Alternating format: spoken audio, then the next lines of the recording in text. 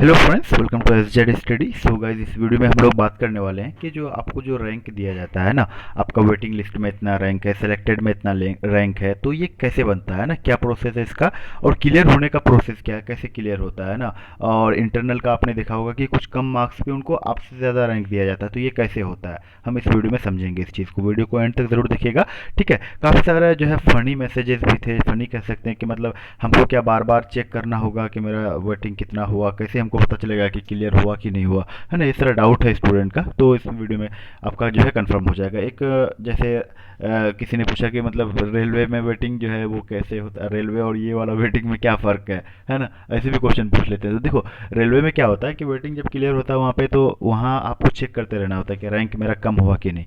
यहाँ पे आपका रैंक कम नहीं होता है, यहाँ पे आपको जो है हाई चांस हो जाते हैं। मतलब आप क्या है कि आप वो भी चेक नहीं कर सकते कि चांस हाई है, लेकिन एडमिशन अगर कैंसिल होता है, जैसे रेलवे में क्या होता है, रेलवे में अगर किसी ने टिकट कैंसिल करा दिया तो उसकी जगह पे आपका रैंक आ जाएगा, मतलब कैंसिल कराता जाता है तो आपका क्लियर होता है वहाँ पे। इधर ऐसा, यहाँ पे भी सेम ही चीज़ है, लेकिन यहाँ पे ये आपको नहीं पता चलेगा कि आपका वेटिंग क्लियर हो गया, मतलब पहले कि आपका रैंक जो है पहले 500 था, अब 100 पे आ गया है, ऐसा नहीं।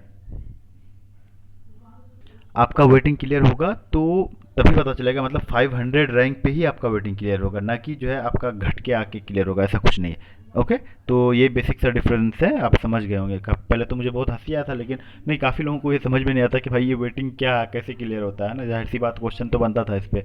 ओके गाइस, तो मैंने बता दिया आपको, आप समझ गए होंगे, ठीक है। ओके, अब बात कर लेंगे रैंक जो है आपको मिलता कैसे, ठीक है।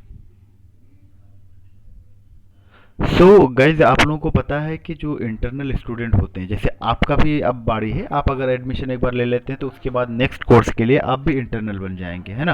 तो जो इंटरनल स्टूडेंट होते हैं उनको कुछ छूट दिया जाता है, उनके लिए कुछ रिजर्व होता है। रिजर्व सीट तो नहीं है, लेकिन कुछ मार्क्स का उनको छूट मिलता है, जिससे उनका एडमिशन हो जाता है। लेकिन ऐसा नहीं कि जितने भी इंटरनल स्टूडेंट है सबका हो जाता है, ऐसा नहीं है, ठीक है। इंटरनल भी स्टूडेंट बहुत सारे हैं जिनका एडमिशन नहीं हो पाता, क्यों?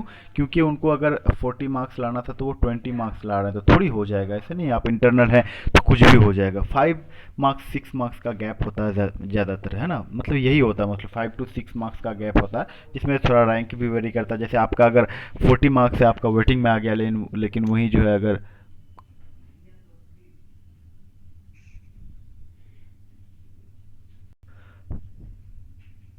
सो गाइज, तो ये कुछ गलत भी नहीं है, आप भी इंटरनल बन जाएंगे तो फिर आपके लिए भी ये कोटा रिजर्व हो जाएगा ना, 5 to 10 मार्क्स का आपको भी छूट मिलेगा। तो ये कोई गलत नहीं है, ये हमेशा चलते आया है, ये चलते रहेगा, ठीक है। इसके लिए आपको ज़्यादा सोचना नहीं है कि इंटरनल को ऐसा छूट क्यों है, एक्सटर्नल को ऐसा क्यों है, तो ऐसा कुछ नहीं है ना। सबके साथ ये होते आ रहा है, होते रहेगा, क्योंकि आप भी इंटरनल बनने वाले हैं, तो नेक्स्ट टाइम जो आपका नेक्स्ट कोर्स होगा उसके लिए आपके साथ ऐसा ही होगा। अब बात कर ले मार्क्स जो है कितना, तो देखिए सेम प्रोसेस है सबके लिए, जैसे सेम मतलब कि आप कितना, जिसका सबसे ज़्यादा मार्क्स होगा उनका रैंक अच्छा आएगा, है कि नहीं। सबसे ज़्यादा मार्क्स पे रैंक अच्छा मिलेगा आपको, अगर आप हाईएस्ट पे हैं, आपका हाईएस्ट मार्क्स है तो आपको रैंक सही मिलेगा। उसके बाद जिनका मार्क्स है उनको रैंक मिलेगा, है कि नहीं। उसके बाद जैसे है उसी तरह उनको मिलेगा, लेकिन ये गैप जो है मैनेज किया जाता है। जैसे 5 मार्क्स का जो इंटरनल और एक्सटर्नल पे गैप है, मैं एक एवरेज लेके चल रहा हूँ, 5 हो सकता है, कुछ ज़्यादा भी हो कुछ कम भी हो, है ना। एक इसको, इस गैप को मैनेज करने के लिए क्या करता है कि इसको जो है उस एक ऑर्डर में मतलब लेके चलता है कि नहीं, इसमें अगर उसको इतना है तो 5 मार्क्स इससे कम पे उसको सेम रैंक दिया जाएगा, समझ रहे बात। जैसे आपको 40 मार्क्स पे रैंक जो है आपको 200 मिला, तो वहीं पे 35 मार्क्स पे भी इंटरनल स्टूडेंट है तो उसको वही 200 रैंक जो है दिया जाएगा, समझ रहे बात को। यही होता है, चाहे ये 65 में भी लागू होगा, 70 में भी, जहाँ पे भी, जितना हाईएस्ट लेवल, हाई लेवल पे देखिए कहीं भी, अगर एक स्टूडेंट का जो है 70 मार्क्स है और उनका रैंक 1 है, 70 मार्क्स है, रैंक 1 है, ठीक है, रैंक 1 है, तो वहीं पे एक इस इंटरनल स्टूडेंट का जो है 65 पे रैंक 1 होगा, इसका भी,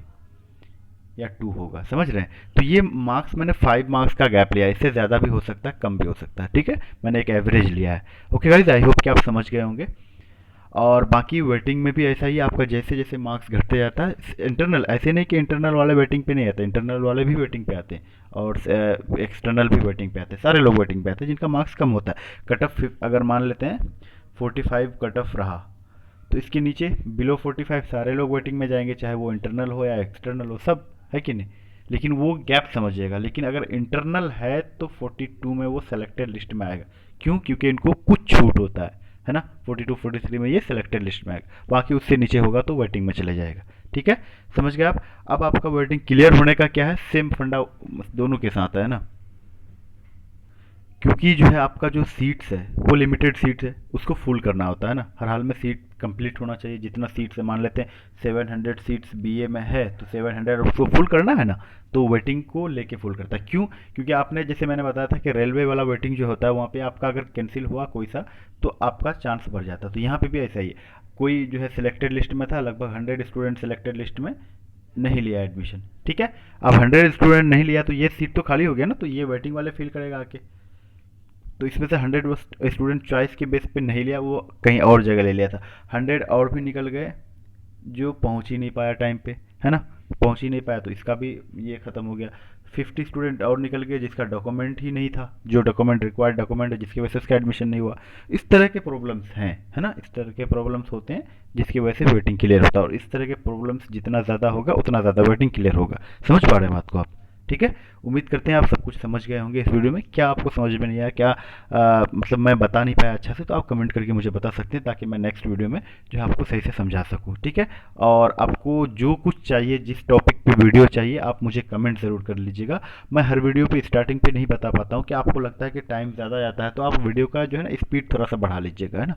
मैं नहीं, मुझे स्टार्टिंग में ही बोलना चाहिए लेकिन मैं भूल गया था अभी। स्पीड बढ़ा के देखेंगे तो उससे क्या होता है, जल्दी आपका वीडियो खत्म हो जाएगा और समझ में भी आ जाता होगा, है ना। मैं थोड़ा सा धीमे बोलता हूँ मुझे जहाँ तक लगता है। बाकी आप बताइएगा आप कंफर्टेबल हैं कि नहीं मेरे से, कोई प्रॉब्लम है तो ज़रूर बताइएगा, या फिर यहाँ नहीं बताएंगे तो इंस्टाग्राम का कॉन्टैक्ट आपका डिस्क्रिप्शन में है, वहाँ से मुझे आप कॉन्टैक्ट कर सकते हैं। ओके गाइज, उम्मीद करते हैं आपको समझ में आ गया होगा और मिलते हैं नेक्स्ट वीडियो में। चैनल पर नए हैं तो चैनल को सब्सक्राइब जरूर कर लीजिएगा, लाइक कीजिएगा वीडियो को।